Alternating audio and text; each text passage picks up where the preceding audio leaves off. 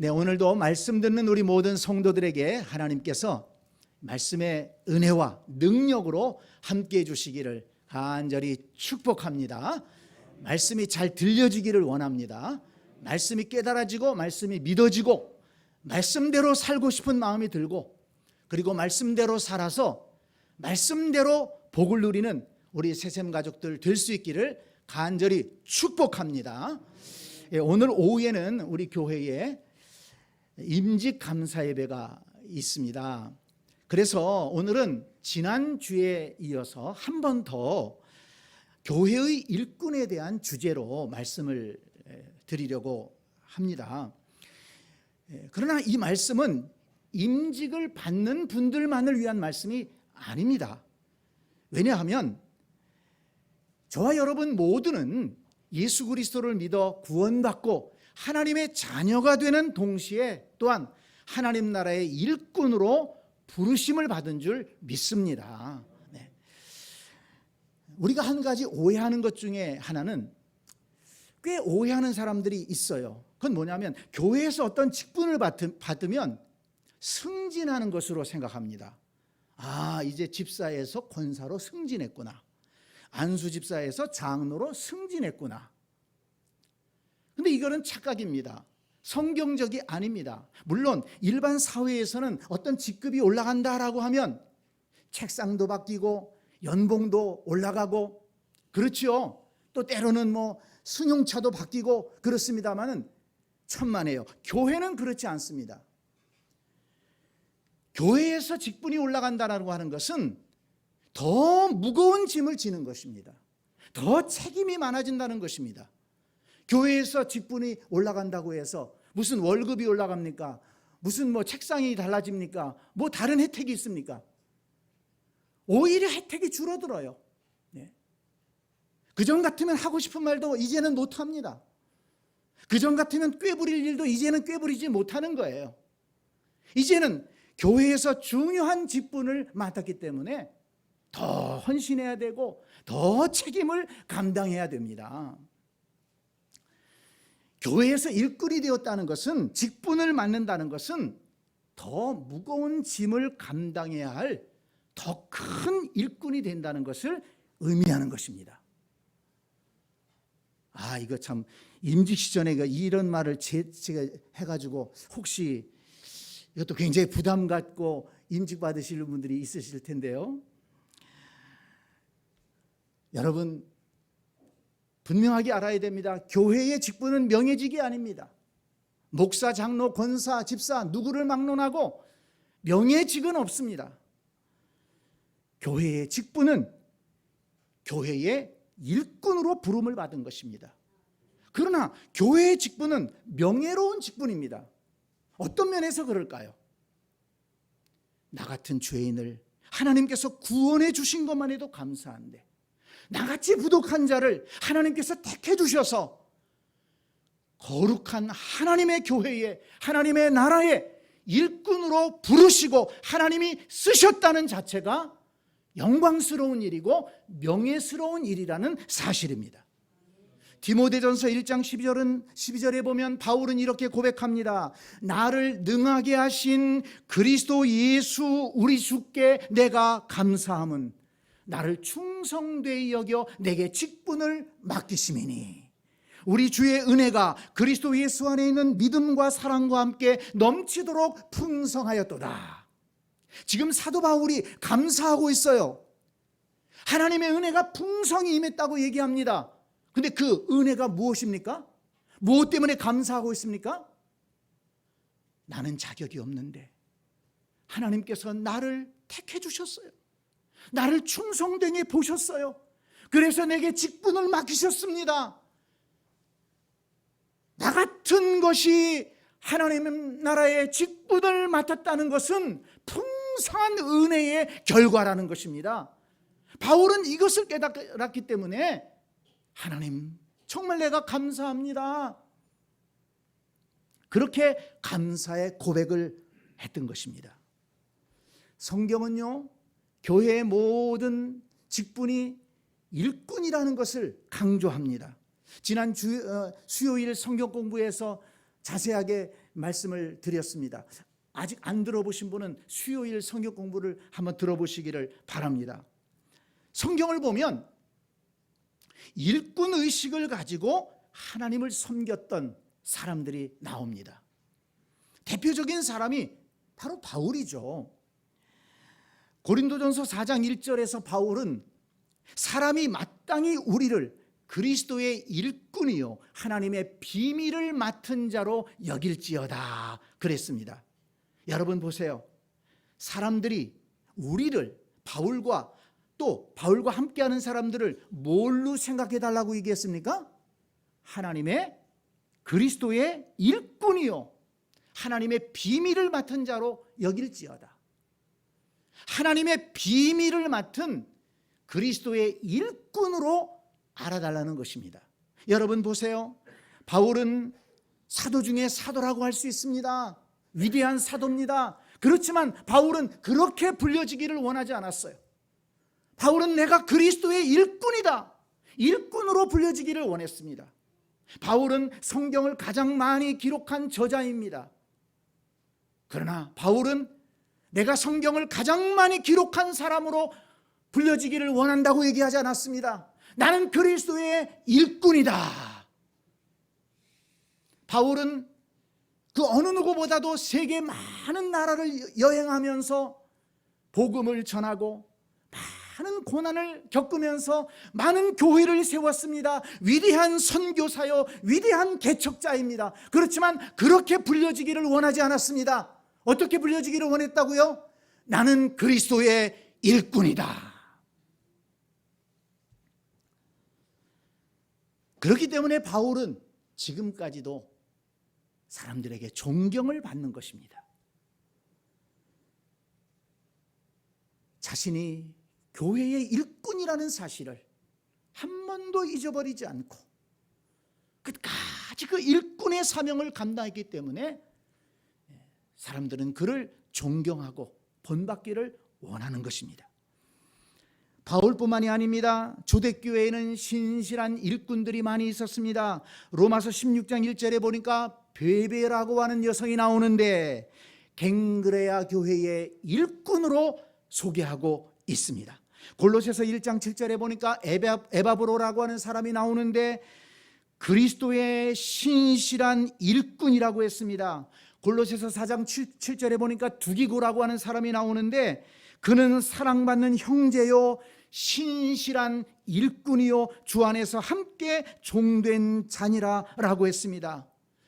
데살로니가전서 3장 2절에 보니까 디모데에 대해서 우리 형제 곧 그리스도의 복음을 전하는 하나님의 일꾼이라고 소개했습니다.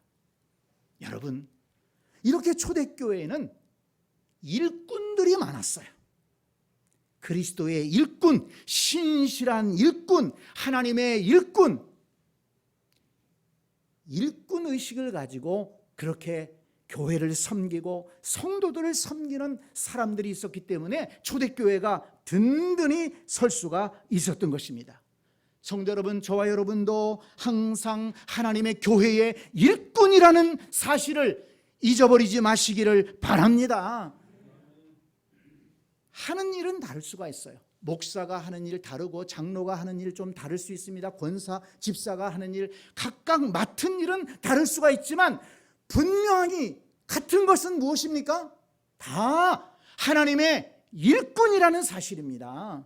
이것을 잊어버리면 안 됩니다. 목사도 하나님의 일꾼입니다. 장로도 하나님의 일꾼입니다. 권사도 하나님의 일꾼입니다.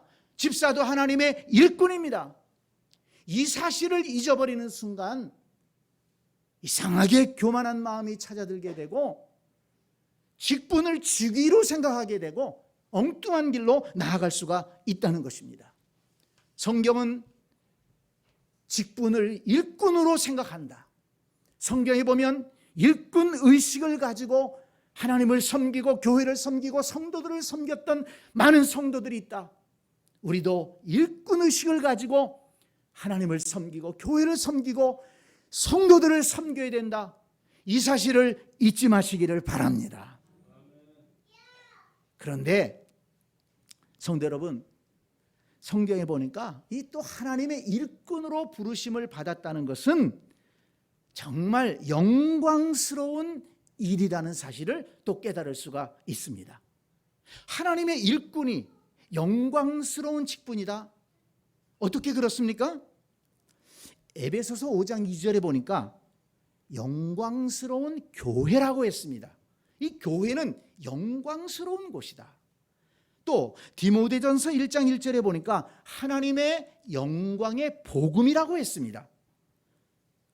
여러분, 교회의 일꾼은 무엇을 위해서 일하는 사람입니까? 무엇을 위한 일꾼입니까? 교회를 위해서, 복음을 위해서 일하는 일꾼인데 그 교회가 영광스러운 교회예요. 그 복음이 영광스러운 복음입니다.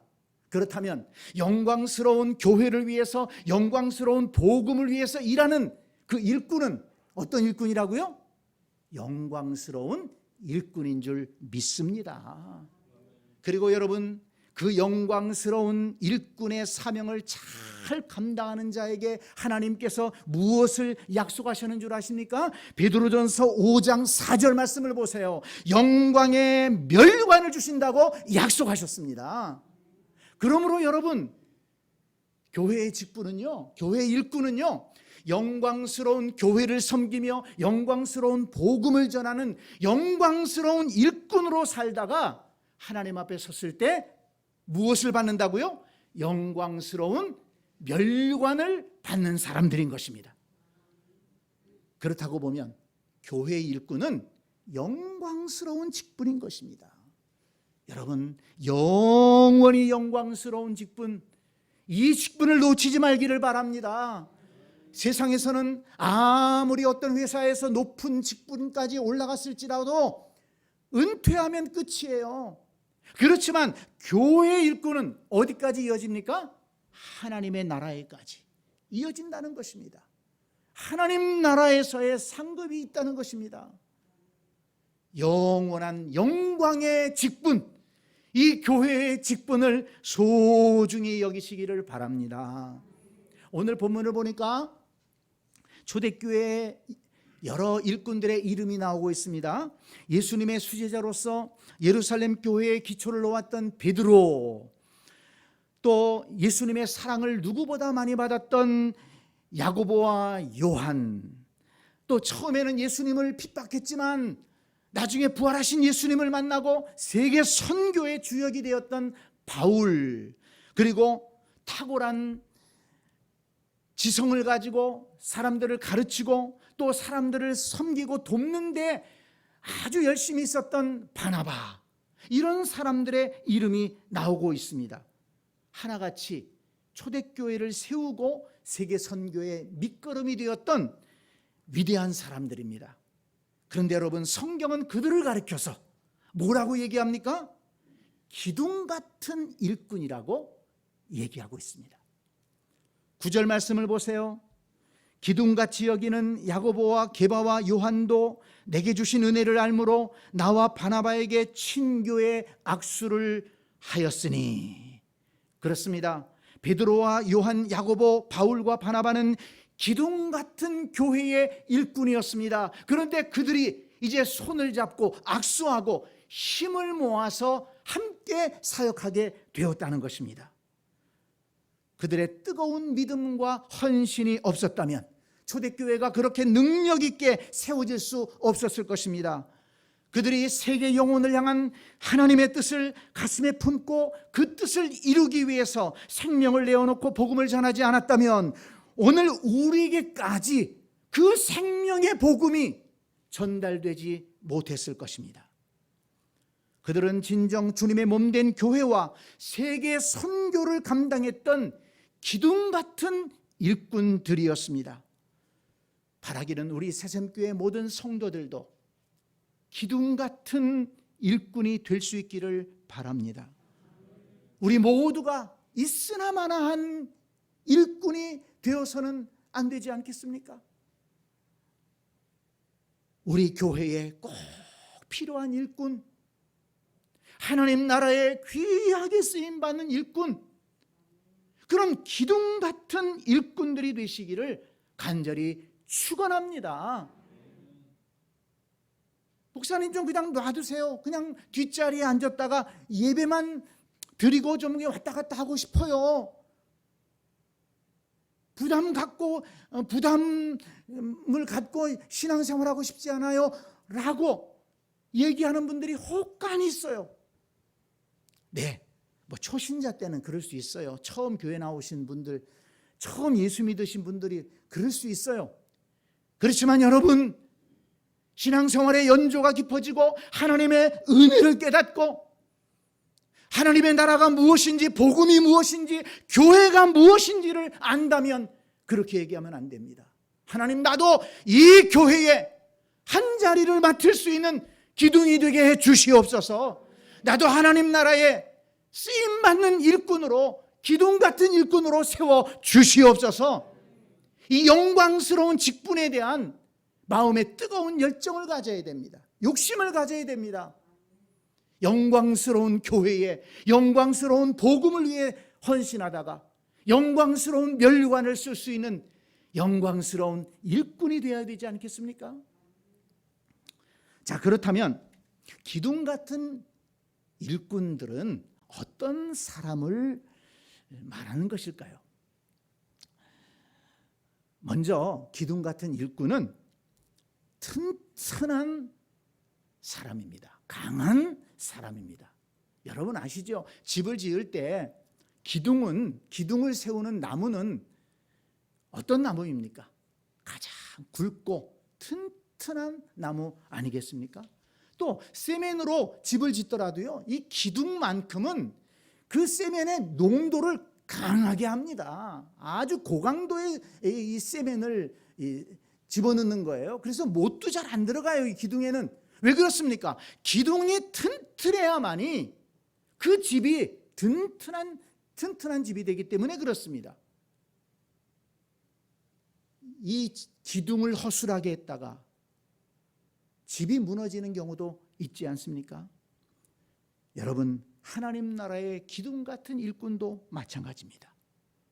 강한 성도만이 하나님의 일꾼으로서의 사명을 감당할 수가 있고 교회를 지탱하고 또 복음을 위해서 헌신할 수가 있는 것입니다.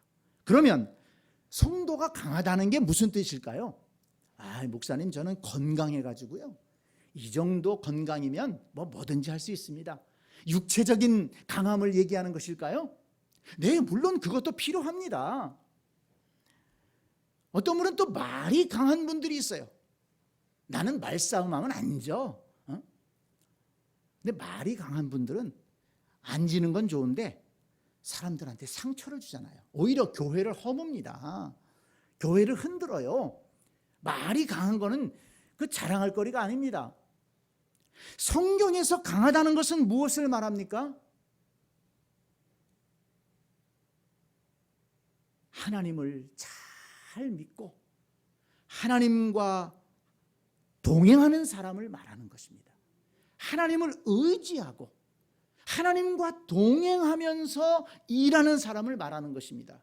왜 그렇습니까? 사람은요, 누구나 다 연약하기 때문입니다. 사람이 좀 나간다고 그러면은 큰 소리도 치고 그러지만요, 사람은 한없이 연약한 존재입니다. 병 앞에 연약하고 문제 앞에 연약하고 죽음 앞에 연약한 존재가 아닙니까? 어떻게 강해질 수 있습니까? 강하신 하나님과 함께할 때, 강하신 하나님이 붙들어 주실 때, 강하신 하나님께서 도와주실 때, 우리는 연약하지만 강한 성도로서 사명을 감당할 수가 있는 것입니다. 하나님은 전지전능하신 분이십니다. 창조주 하나님이십니다. 우주 만물을 운행하시는 하나님이십니다. 역사를 운행하시는 분이십니다. 전능하신 하나님께서 우리의 아버지 하나님이 되시고 우리와 동행하시고 우리를 도와주시고 우리를 붙잡아 주신다면 우리가 살아가면서 어려운 일이 있더라도 흔들리지 않고 쓰러지지 않고 끝까지 기둥으로서의 사명을 잘 감당할 줄 믿습니다. 오늘 본문 8절 말씀을 보세요.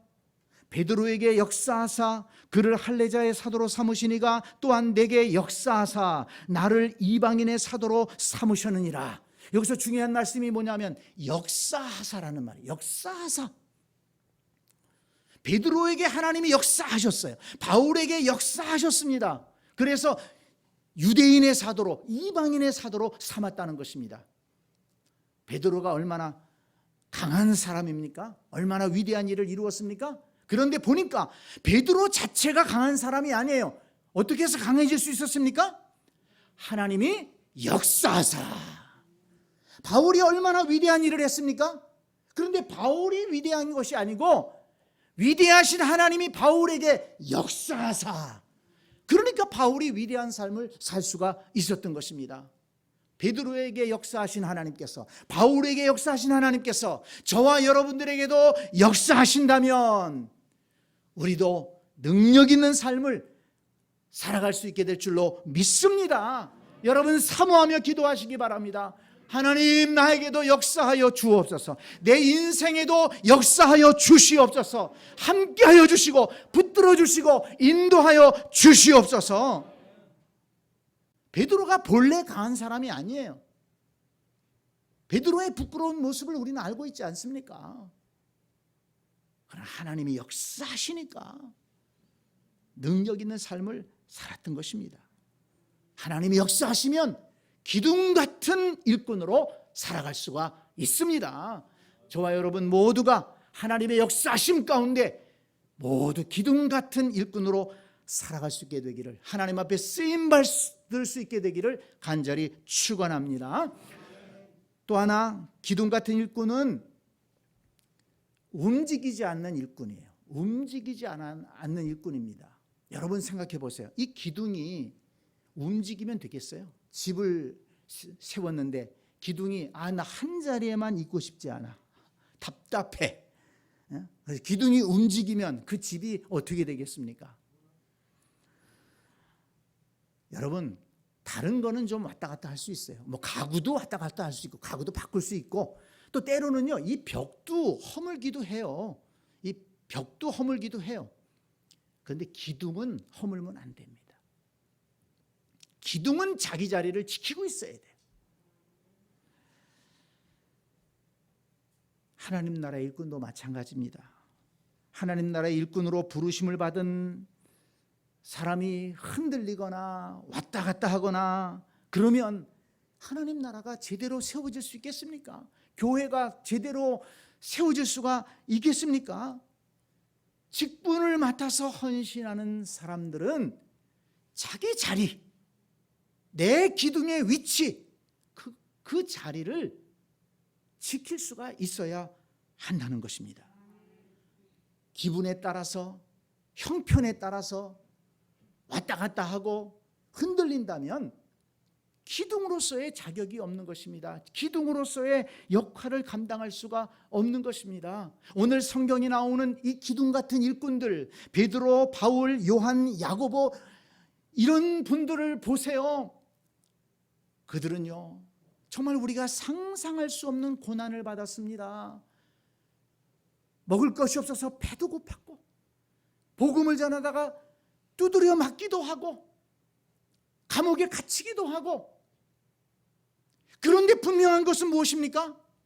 그들의 사명의 자리를 옮기지 않았다는, 흔들리지 않았다는 것입니다. 끝까지 하나님께서 부르신 그 자리에 서서 끝까지 그 사명을 감당했다는 것입니다. 그렇기 때문에 그들은 기둥 같은 일꾼의 자격이 있는 것입니다. 에베소서 6장 24절 말씀을 보니까 우리 주 예수 그리스도를 변함없이 사랑하는 모든 자에게 은혜가 있을지어다 그랬습니다. 그리스도 예수를 사랑한다. 근데 어떻게 사랑해요? 변함없이, 변덕스럽게, 기분에 따라서, 형편에 따라서 그렇게 하는 것이 아니고 변함없이 그리스도 예수를 사랑하는 자에게 하나님의 은혜가 있을지어다 말씀했습니다. 변함없이 자기 자리를 지키는 것이 얼마나 중요한지 모릅니다. 여러분 보세요. 영어 속담에 더러움이란 자기 자리에서 벗어나는 것이다. 이런 속담이 있습니다. 무슨 말인가 하면요, 여러분 연못에 가서, 아름다운 연못에 가서 거기서 논이는 잉어라든지 또는 물고기를 보신 적이 있을 거예요. 그 잉어들이 아주 영리해가지고 사람이 오면은 먹을 걸 줄 줄 알고 그냥 쫓아옵니다. 그런 모습을 보면 참 아름다워요. 사진도 찍고 싶고 참 그걸 보면서 웃고 좋아하지 않습니까? 그런데 그 큰 물고기가, 잉어가 아니 내 침대 위에 올라와서 펄떡거리고 있어요. 아름답다고 여겨질까요? 그거 어떡할 거예요? 그거 빨리 치워버려야 되지 않아요? 이것 좀 빨리 치워버려. 이거 누가 여기다 갖다 놨어? 이 침대 어떡하라고? 여러분, 똑같은 물고기예요. 똑같은 물고기인데 그 물고기가 연못에서 헤엄치고 있을 때는 아름다워요. 보기 좋아요. 그런데 침대 위에서 펄떡거리고 있으면 그건 갖다 내버려야 될 물건인 것입니다. 그건 더럽히는 물건밖에는 안 되는 거예요. 가치가 없는 것입니다. 여러분, 흙도 한번 생각해 보시기 바랍니다. 논밭에 흙이 있어요. 논밭에 있는 흙은 어떻습니까? 그건 귀한 존재입니다. 거기에서 식물을 재배하고 식물을 키웁니다. 그 식물을 통해서 사람들에게 먹을거리를 공급하지 않습니까? 귀한 것입니다. 그런데 그 흙이 방바닥에 와 있어요. 어떡합니까? 야, 이 귀한 흙이 방바닥에 들어와 있네. 아무도 건드리지 마. 그렇습니까? 이거 누가 여기다가 흙을 갖다 버렸어? 빨리 치워. 똑같은 흙인데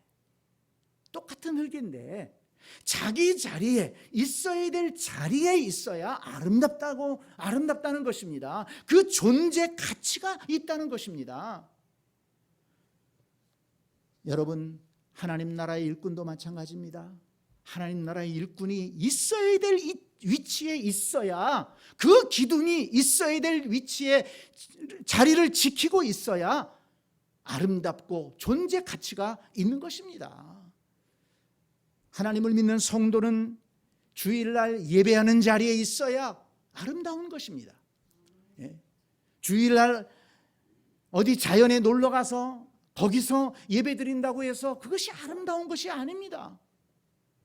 성도는 주일날 함께 모여서 예배하고 하나님을 찬양하고 성도들끼리 교제할 때 거기에 아름다움이 있고 거기에 축복이 있고 은혜가 있는 것입니다. 기도하는 자리에 성도가 있을 때 아름다운 거예요. 봉사하는 자리에 성도가 있을 때 아름다운 것입니다. 지금은 코로나 때문에 중단됐습니다마는 우리 주일날마다 주방에서 성도들을 대접하려고 우리 성도님들이 얼마나 정성으로 장을 받아가 얼마나 정성으로 그렇게 음식을 만들지 않습니까? 참 보기 아름다웠어요. 서로 웃으면서 그렇게 음식을 준비해서 성도들이 또 나눠 먹으면서 함께 먹으면서 교제하고 그 아름다운 성도의 교제가 교회 안에 있었지 않습니까? 직분을 맡은 사람들이 자기 위치에 있을 때 아름다운 거예요. 목사가 목사로서 사명을 감당할 때 그 위치에 있을 때 목사는 존재 가치가 있는 겁니다. 장로는 장로로서의 위치에 서 있을 때 존재 가치가 있고 아름다운 거예요. 모든 직분자들이 자기 위치를 지킬 수 있을 때 아름답고 존재 가치가 있고 그곳에 하나님의 은혜가 임한다는 것을 여러분 꼭 기억하시기를 바랍니다. 나는 교회 일꾼으로서 기둥 같은 일꾼으로서 내 자리를 지키겠다.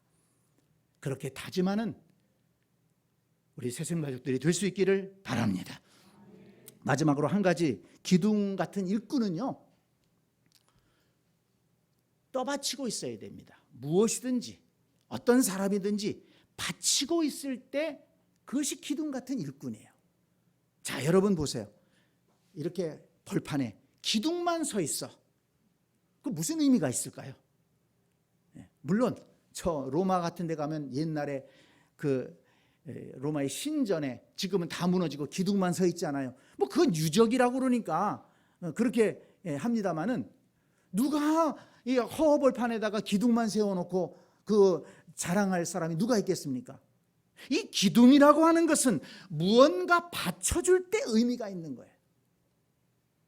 기둥이 지붕을 받쳐주고 벽을 받쳐줌으로써 그 집이 온전해지지 않습니까? 하나님 나라의 일꾼도 마찬가지입니다. 할 일 없이 서만 있다면, 왔다 갔다 한다면 일꾼으로서의 존재 가치가 없는 것입니다. 오늘 본문에 보면 베드로, 야고보, 요한은 유대인을 섬기는 일꾼으로 부름을 받았다고 했습니다.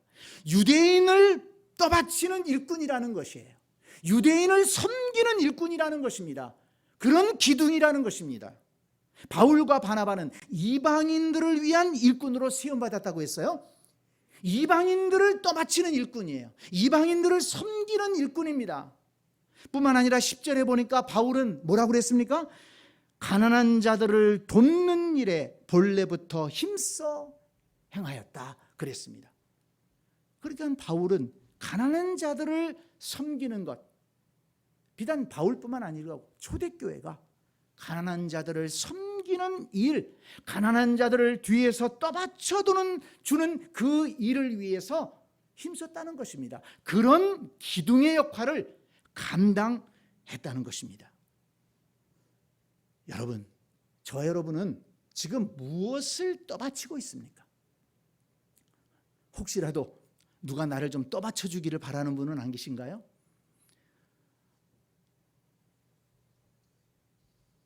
여러분, 기둥 같은 일꾼은 내가 누구를 떠받쳐주고 연약한 사람을 떠받쳐주고 또 하나님이 맡겨주신 교회를 떠받치면서 교회가 든든히 서갈 수 있도록, 연약한 성도가 든든히 서갈 수 있도록 떠받쳐주는 일을 감당하는 사람이 기둥 같은 일꾼이라는 사실을 꼭 기억하시기 바랍니다. 우리가 기억하고 있습니다. 출애굽한 이스라엘 백성이 처음으로 아말렉과 전투할 때 여호수아는 군대를 데리고 장정들을 데리고 싸움터에 나아갔습니다. 모세는 기도하러 산에 올라갔습니다. 아론과 훌과 기도하러 산에 올라갔는데 모세가 기도할 때 오래 기도하다 보니까 손을 들고 기도하는데 지쳐가지고 그 팔이 내려오는 거예요. 그랬더니 옆에서 보고 있던 아론과 훌이 아니 그래 힘들다고 그래 그 팔을 내리냐고, 지금 당신 팔을 내리면, 기도의 팔을 내리면 여호수아가 밀리고 있는데 그 팔을 내리냐고 비난하거나 야단치지 않았어요. 아론과 훌이 어떻게 했습니까? 바로 돌을 가져다가 모세를 앉혀놓고 양팔을 양쪽에서 한 사람이 한쪽 팔 양팔을 받쳐주었습니다. 그래서 기도의 팔이 내려오지 않게 했다는 것입니다. 그러니까 여호수아가 싸움터에서 밀리지 않고 승리할 수가 있었습니다. 여러분, 이 광경을 잘 생각해 보시기 바랍니다. 오늘 우리 시대에 아론과 훌의 역할을 감당할 수 있는 사람, 누군가 연약해서 쓰러지려고 할 때 비난하거나 야단치거나 흉보는 것이 아니고 내가 떠받쳐 줌으로 인해서 그 사람이 바로 설 수 있다면, 그 사람의 사역이 바로 설 수 있다면, 교회가 바로 설 수 있다면 바로 그 사람이 아론과 훌이 아니겠습니까? 오늘 우리 시대에 아론과 훌 같은 일꾼이 필요하다는 것입니다. 우리 교회에 뭔가 부족한 것이 보인다면 불평하거나 원망하거나 흉보는 것이 아니라 그것이 내가 감당해야 될, 내가 떠받쳐야 될 일이라는 것을 깨닫고 그것을 내가 감당할 때 우리 교회가 든든하게 서 갈 수 있을 줄 믿습니다. 나는 지금 무엇을 떠받치고 있는가? 떠받쳐서 온전히 설 수 있도록 하고 있는가? 나는 지금 어떤 연약한 사람을 받쳐주어서 일어설 수 있도록 도움을 주고 있는가? 나는 우리 교회 예배를 위해서 어떤 면을 지금 헌신하고 있는가? 뒷받침하고 있는가? 한번 돌이켜보시기를 바랍니다. 교회의 일꾼은 기둥 같은 일꾼이라고 했습니다. 요한계시록 3장 12절에 보니까 이기는 자는 내 하나님 성전의 기둥이 되게 하리니 라고 했습니다. 저와 여러분 모두가 우리 하나님 나라의 기둥 같은 일꾼이 되어서 귀하게 쓰임받는 그런 복된 역사가 있게 되기를 원합니다. 기둥 같은 일꾼은 강한 일꾼이라고 그랬어요. 하나님과 함께함으로 강한 일꾼. 기둥 같은 일꾼은 왔다 갔다 하지 않고 어떤 어려움에도 든든하게 자리를 지키는 일꾼. 기둥 같은 일꾼은 내가 누군가를 떠받쳐서 올바로 서게끔 하는 일꾼이라고 했습니다. 저와 여러분 모두가 있으나마나한 일꾼이 아니라 기둥 같은 일꾼으로 하나님의 나라에 귀하게 쓰임받을 수 있게 되기를 주님의 이름으로 간절히 축복합니다. 아멘.